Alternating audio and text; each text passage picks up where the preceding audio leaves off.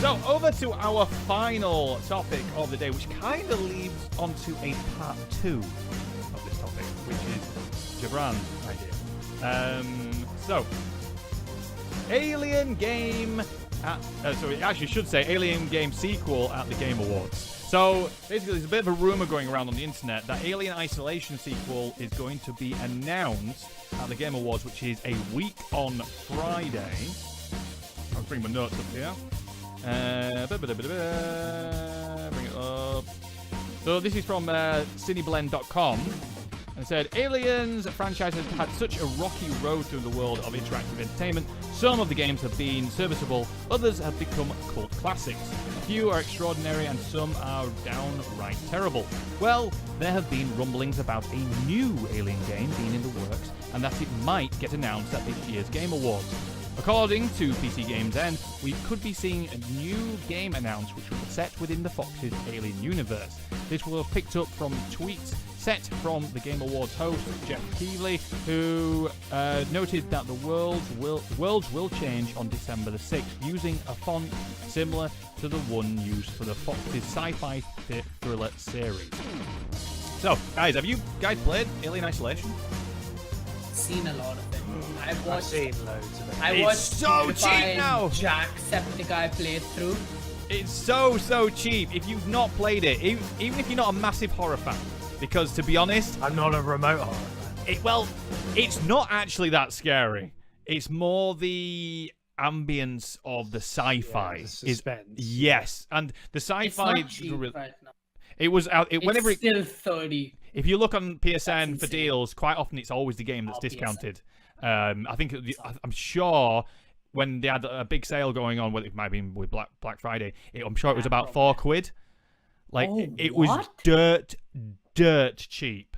Definitely worth picking up if you see it on sale anywhere. Just for the cinematic sci-fi-ness of it is unbelievable. They've really replicated the original Alien and Aliens sort of future analog tech. Is great. Really, really good. So I'm really, really excited, which makes me another reason why I'm so looking forward to the Game Awards. Unfortunately, I think I'm going to miss it because I think I'm live streaming for another company. So I'm going to have my phone up in the background, like just watching announcements pop up. I'm like, oh, I'm really excited now. I just open up Twitter, keep hashtag the Game Awards and refresh it because I can't be asked to, sit and watch them like pretend it's the Oscars, and go through like hundreds of categories. I don't even watch the Oscars really. I find it extremely boring. No, I got to. I do kind of. I like to be able to skip. Like I try and watch it on YouTube if I can, and watch the full show and just skip to the next one. Yeah, exactly. Watch it after. Yeah. I'm like that with NFL.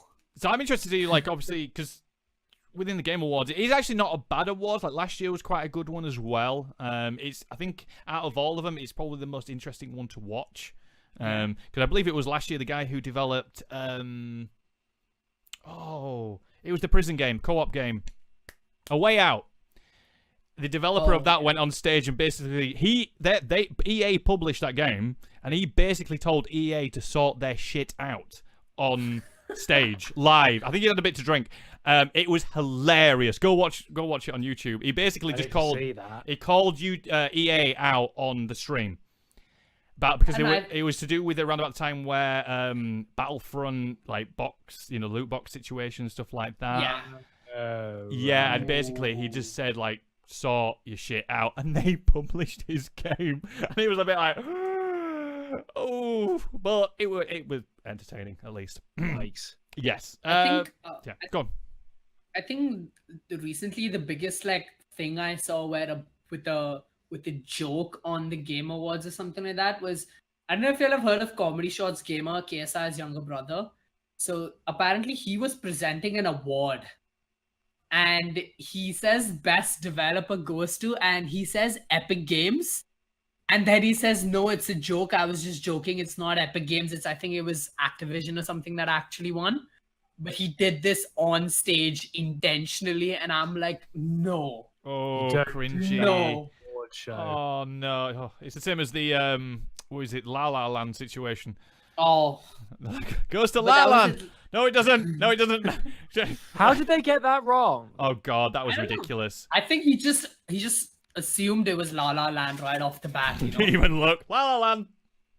Ooh, that was cringy to watch. Bless him. And he looks, see his face as well, and he just looks like he stood off to one side and he's trying to inform people, but without saying, he's like, I've said it wrong.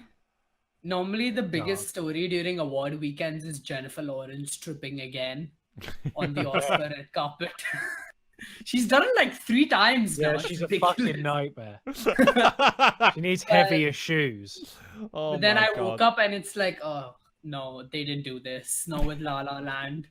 I hadn't even seen any of the movies. It was just a meme for me. I've watched it. It's very well filmed. Very, very well filmed. The story is a bit but it was interesting. It was very, you have to be in the right sort of mood for it, I think is probably the best way to describe it. I like saying it looks nice or it was filmed well, because think how many other elements of a film there are to compliment that we get. Admittedly, the acting in it was great. I can't remember what radio station it was on. It must have been like, it was like forget it was like Absolute Radio or something, but basically they did like, it was a really terrible Coldplay live performance in their live studio, and they like where Chris Martin's vocal was all over the shop, and all the DJ said afterwards was, when they finished, like, oh yeah, faded in and went, that sounded great. And you just think, who's that? That's just complimenting the engineer and the microphones. Like, that's not good. That's kind of how that feels. Oh my God. It's, it looks great. It's sort of like going to a concert and being like, oh, the drinks there were nice. Yeah, the lights look great. Yeah. Oh, the strobe lighting, man, that was fantastic. So my favorite bit was the exit. When it went silent. Yeah. Talking about the Game Awards, this is actually a little bit of an extra topic that Gibran brought up. Seeing that we mentioned the Game Awards, it would be fun to at least predict a few of the categories. So we were talking a bit before we went live, so we're going to predict the Game of the Year, Best Ongoing Game, and I believe the next one we're going to do was Best Multiplayer Game. Yeah. So, okay. I don't know whether or not you guys want to do a bit of a bet for this or something like that. Not money, obviously, related. But I'll bet a pint of Diet Coke. Pint of Diet Coke. Best game will go to Red Dead. That's hold on. I need to read out the nominations. So we'll do the best multiplayer game first. We'll do best game. Okay. Yeah. So best for the outstanding online multiplayer game and design, including co-op, massively multiplayer experienced, and irrespective of game genre. Okay. Call of Duty Black Ops 4. Destiny 2 Forsaken, Fortnite, Monster Hunter World, or Sea of Thieves? Oh, I want to vote for one of the last two, but if I want... So here's the question. Are we going for what we think is going to win or what we'd like to win? Because those are two very different things. Because basically it goes to Fortnite every time. Because let's go for what we would like to win. What we would like Sweep it. Like Monster Hunter World or Sea of Thieves, and Monster Hunter probably just because it was a nice way of bringing over one of my favorite game franchises, which has never done well over here in the West. It's always done very well over in Japan and Asia. It was nice to have that come over in such an easy to get into way and to see it explode so well. Sea of Thieves was also, it was a nice comeback from the studio Rare, and it was a fun multiplayer experience. It was by no means perfect. And it's sort of, I personally ran out of things to do very quickly because it's sort of a bit samey. But you could say the same thing about most of these games. Like Fortnite is just going until you win, and even when you win, you go again, but with a different skin on. What I liked about Sea of Thieves is especially for YouTube content and Twitch, is that you could get a group of you together and just sail around and piss about. And it was just entertaining to watch in itself. Yeah, that was just super fun. easy to watch. So, Gibran, what's your thoughts on this one? Sorry, Ed. What are you confirming with? Sorry, which one are you going to go with, Ed?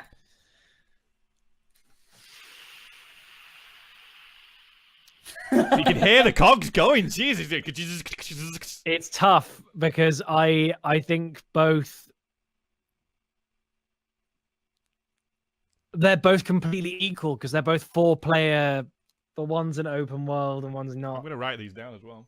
I only have a Sea of Thieves. Ed goes Okay. for Sea of Thieves. Solid. Okay, so So Jabran. I personally want it to be Monster Hunter, but I think realistically it would go to Sea of Thieves out of those two. So I'm gonna go with a bit of a different opinion.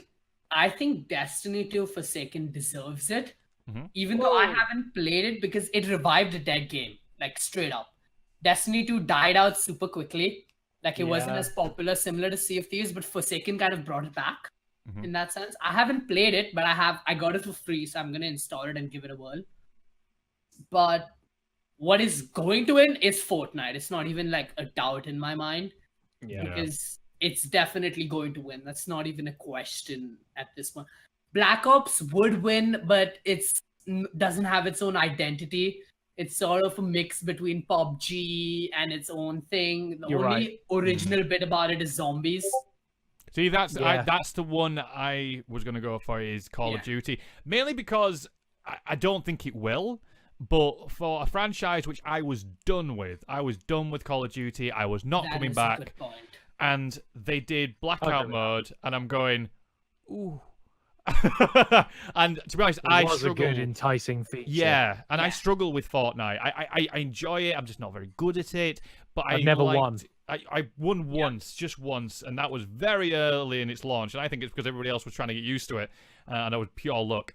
But it's the combination of the Call of Duty gameplay mechanics with Battle Royale mode, and it was brilliant.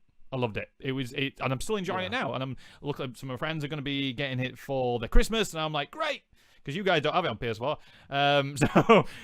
So I'm looking forward to playing with them. And I've been primarily playing it on solo, and yeah, I thought it really brought back my interest in the franchise and stuff like that. But so there we go.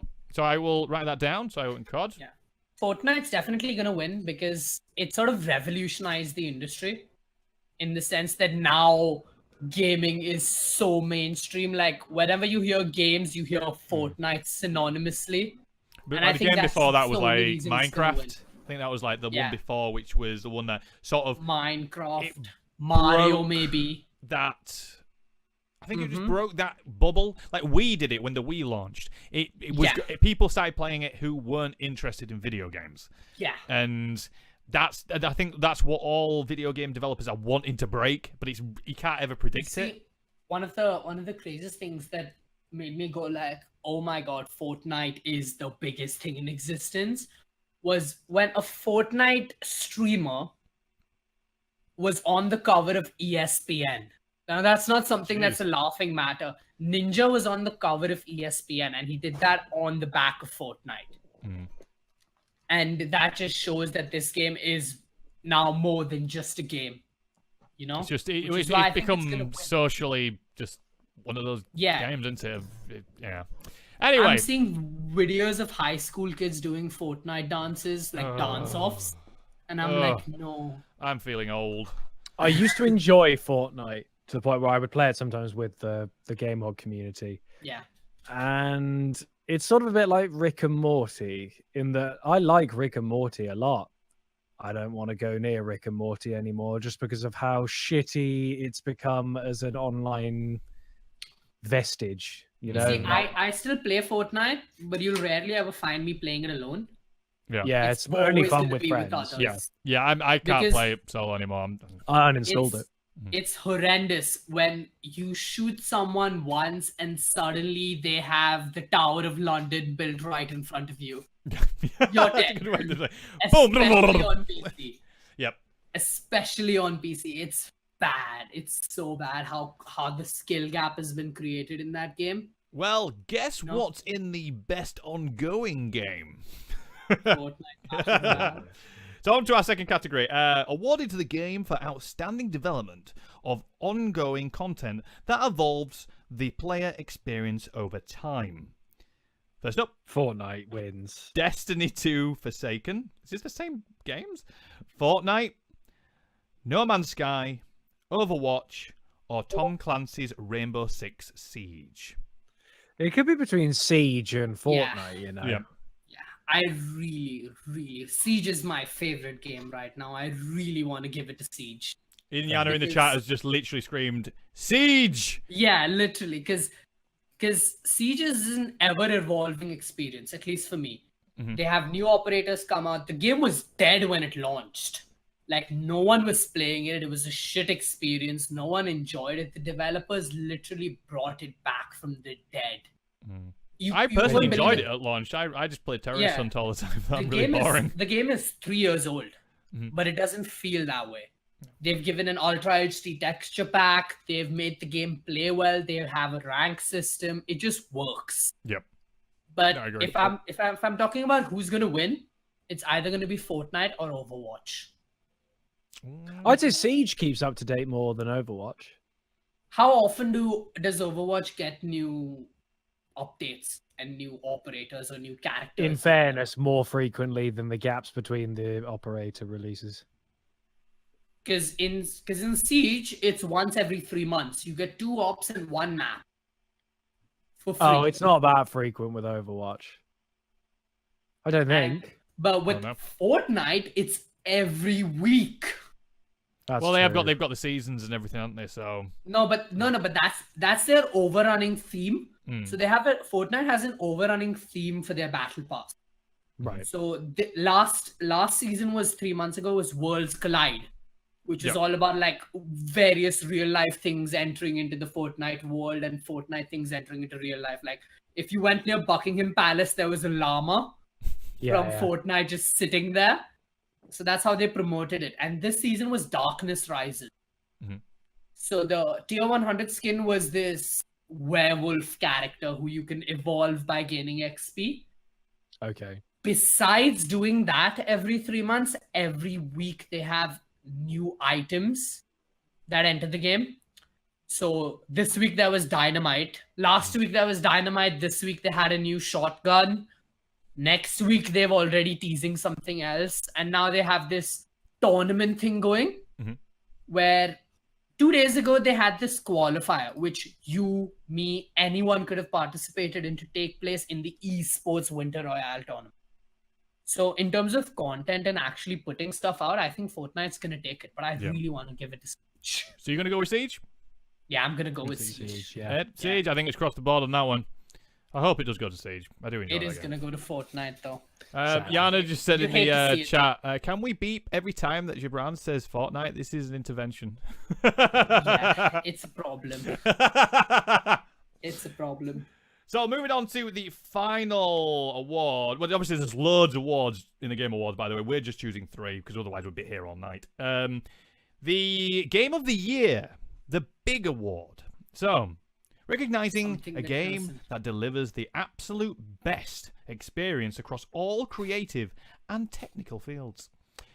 Assassin's Creed Odyssey, Celeste, God of War, Marvel Spider-Man, Monster Hunter World, Red Dead Redemption 2. Which category was this? Game of the Year. Game of the Year. It'll go to Red Dead. Do you think? Yeah, just because it's such a critical success. And it's anticipated for ages. It'll be between that or God of War. For me, I'd like Monster Hunter World to be up there, but realistically, it's not as good as those two games. Realistically speaking, I think the game that actually deserves it should be God of War. I mean, Spider-Man was great. Don't get me wrong. I loved Spider-Man. I loved Spider-Man. But Spider-Man. It's not on the same standing as Red Dead or, God of War, really. The thing with Red Dead is I think it's hyped a lot. Like, overhyped to a certain extent, which is why I agree with Ed that it's going to win. But God of War was the game that no one was expecting to be, fantastic. They just thought it'd be another run-of-the-mill God of War game. Where and I think the way they merged the like an old style genre with a new style and be able to cross over, and it was certainly a good mixture. Not only that, they breached into Norse mythology with the game, and I think what sums up really well of God of War is if you play it and you fight that first boss, which is like the main sort of cinematic sort of fight. that was like unbelievable. It was like switched. It was one style of gameplay and then switched to what we remember as God of War. And I'm like, oh my god! And it was like, and that's what I think it was amazing. And then it switched back to what it was at the beginning, and that sort of seamless movement between two sort of different styles of gameplay was great. However, it didn't hook me. Really, I never. I've still got it. I've still got it completed. It's still on my to-do list of completion, and I will go back to it at some point. And probably my opinion of it will be even better once I've completed it. But I have to admit, I stopped about maybe a third of the way through. What's a third of the way through? Oh God, I'm trying to remember. I still had my son with me. So I got to the bit where you meet the dwarf who can improve your axe. I got past that. That's as far as I got. And then it's kind of one of those things where like I loved the bit I played, but I don't have time to sit down and play the rest. And there's been other games that have come out. You know what's really interesting is that Assassin's Creed is on there this year. It's a fun game. Doesn't deserve to be there though, I don't think. But it's not Assassin's Creed. At least in terms of a diehard fan who's played every Assassin's Creed game till now. Assassin's Creed is never meant to be an RPG, but that's just my opinion. Yeah. Because it's based in history. So you shouldn't have the option to change history in a game which is supposedly tied in realism. Because what the older Assassin's Creed games did beautifully was they took mysterious deaths and mysterious occurrences and anything that was sort of like made you question. And then you'd be like, oh, the assassins were involved here. They did that beautifully in Assassin's Creed 2, Revelations, and Brotherhood. In Brotherhood, you kill one of the Pazzi family, right? If you were to look up how they died, they say that he was hanged, but when he was hanged, he was already dead. So that's where Assassin's Creed for me was beautiful because it was shrouded in historical figures. So one of my favorite moments in the franchise was when Ezio's on top of a roof and he's about to do a leap of faith off the building. This is at the end of Brotherhood. And he looks towards Machiavelli, the politician, and the Machiavelli goes like, I'm going to write a book about you. And Ezio just turns around and tells him, keep it short. And then he jumps off the building and they never see each other again. It's fantastic. I got to admit, I haven't played the new one. I have to admit, I've not played it. It's almost identical to Origins. That's the thing, is that there's not enough gap between Origins and this to go, oh wow, a new Ascree game. I'm also worried they're going to do this with Zelda. The jump between the Ascree Syndicate and Origins was 2 huge. years. That was good. But I mean, like the gap in terms of quality and what the game is like. What are you gonna? And so as a result, that makes you see Origins in this whole new way, where you go, "Wow, Ascreed's really changed." Yeah. So think how different Zelda became with Breath of the Wild. What do you do after that? Because I'm worried that they're gonna fall into what happened with Odyssey, where they just suddenly go, "Oh, here's Breath of the Wild 2," and you go, "I know we wanted more of the same, but it's just more of the same." Because literally, Odyssey is, when you think about it, they actually started development in the same year, Origins and Odyssey. So they took a break after Syndicate. So Assassin's Creed did this well with the early releases, where they would keep things fresh with new settings, different stories, different mechanics. So if you looked at Unity and then you compared it to Syndicate, although they were only a year apart, they felt like different games because they changed up the combat system. Sure. And the stealth system and all of that. But with Origins and Odyssey, the only difference is that you can pick if you're a guy or a girl. You can make a few decisions here and there when it's clear that Sparta has to lose this war. Because that's how it was in history. So it shouldn't change, you know? Yeah. So if you think about it, you're either on the losing side or the winning side. I haven't played it yet. But, they say that it's a choice experience. The tree thing is the same, the level up is the same, there's just more of everything. So bigger map, are you going to go with your heart or your head for the game of the year? I want to give it to God of War. God of War? Cool. God of War. God of War. Ed? Yeah. I think God of War does kind of deserve it, actually. I have a feeling it'll go to Red Dead or God of War. So I'll say one of those two. But I say it goes to Fortnite Battle Royale. Oh, fuck. Agreed. Beep. I'm going to go with a bit different, actually. I'm going to go with Spider-Man. I've been waiting for a really good Spider-Man game for a long, long time. And it was great. Yes, it was amazing. It was fantastic. And I'm looking forward to the DLC once we've got a bit of spare time.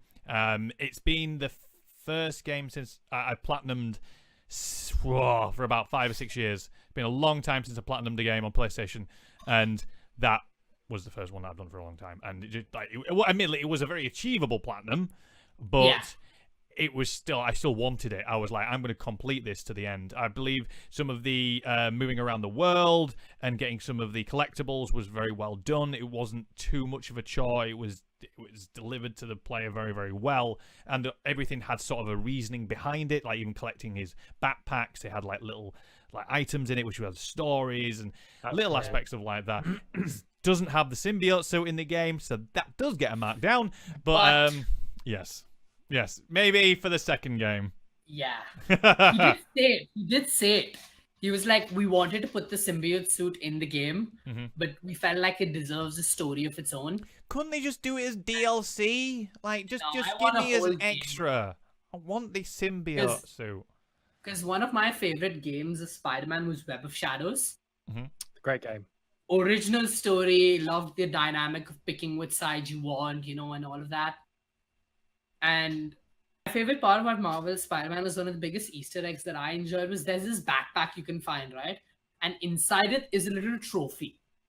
And Spider-Man narrates over it saying that, hey, I won this Wilson Fisk science fair. I was sure as hell not going to take his money, but I did take this lifetime supply of backpacks. And that sort of explains how the backpacks are scattered around. I think it was super clever. It's little things like that make Spider-Man. That is great. I love. There's something about that game which really I love the web swinging mechanics and everything like that. It was the story was very moving. Obviously, no spoilers or anything like that. But I have to admit, I was on my own in the house and I nearly shed a tear. It was unbelievable. So I haven't finished the final mission before it goes, by the way, this is the final mission. You can't do any upgrades after this. So I haven't touched that bit. The final boss fight is really cool. It feels like proper old school video Can I just ask, whilst making this as vague as possible, is the ending the thing that you can see coming a fucking mile off? Yes. Depends what the thing is. No, I think he knows what he's talking about. It's spoiler alert time, everyone. Right. Okay. If you haven't completed Spider-Man on PlayStation 4, please mute the live stream while we've all got our hands in the air. Okay? So spoiler alert. Ed is going to talk about the end of Spider-Man. Aunt May dies of the illness, right? You can see that coming a mile off. That's not I didn't think they'd do that, no? Jeez. But I'm going to keep my hands up. Fair enough. Okay, we won't talk about the spoilers anymore. Okay, right. No more spoilers. Right, you can unmute the live stream. We are spoiler free now. So there was this moment, right, where... So I'm always afraid whenever there's Miles Morales involved, there is going to be a bait and switch. Yeah. Are they still spoilers, though?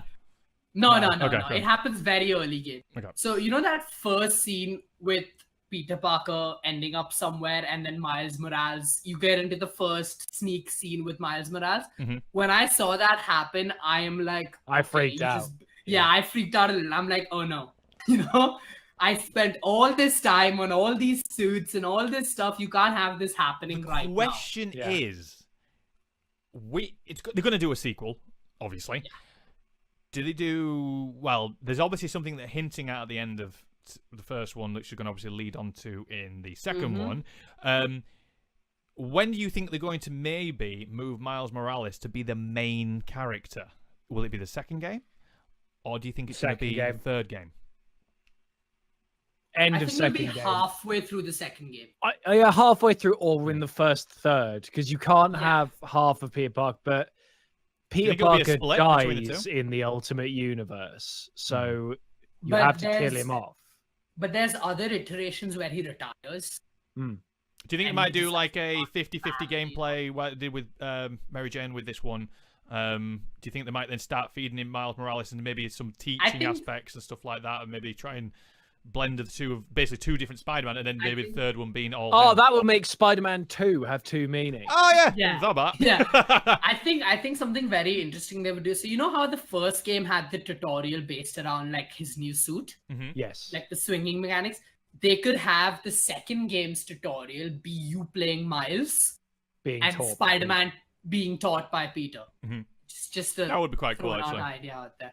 That'd be But I quite do cool. think it's inevitable. I do think that Miles Morales will eventually become Spider-Man. I think he has to, because we as a society haven't really experienced Miles Morales, and we're in a very cultural equality time where basically black representation has been really low in movies and superheroes and stuff. So the fact that people like Miles Morales exist in order to give that representation in superheroes to the black community is something that people will try and dive on as quickly as possible. And something else interesting I thought. So if you guys have followed any of the Spider-Man comics of the series, you'll know that there is one very important character missing throughout the original Spider-Man game, Gwen Stacy. Oh yeah. She goes on to become Spider-Gwen in all the comics and all of that somehow. Yeah, the alternate reality one. Yeah. Yeah. So they could not in the alternate reality alongside Miles. Like there's like the one in the white outfit with like little webs down the side. I think she's gonna make an appearance as well in the second one. I hope they do. I hope they do. Apparently, with the animated film that's just come out, I forgot the name of it. Ed, you might have to help me out here. This Spider-Man film, Into the Spider-Verse. That's it. Into the Spider-Verse. There is a very strong rumor that they've actually already begun development on a Spider-Gwen movie in the same carrying it on, apparently. So that would make sense. She's very popular. They're literally apparently they're rushing it as well. They're cracking on with it now. Like so if you watch the trailer of Into the Spider-Verse, there is this scene where Miles is looking at all the suits in glass cases, right? There is one case which actually has the Marvel Spider-Man game suit in it. So the advanced suit that was designed by Insomniac is in the movie. So that just further solidifies the idea that Peter Parker's reign will come to an end. That'd be quite cool. Sense because they start the Spider-Man game with him being 8 years into being Spider-Man, and then they go from there. It'd be interesting. I'm looking forward to seeing that film. I really, really am. Yeah, it's going to be cool. So that kind of wraps up our Game Award predictions. Let us know what your predictions are. So obviously we've covered the best multiplayer, the best ongoing game, and the Game of the Year. So let us know down in the comments what your predictions are. Once the Game Awards have been, which I believe is on the 7th of December, Friday, once the awards have happened, we'll come back possibly in a post show maybe and have a little chat about our predictions and whether or not we got it.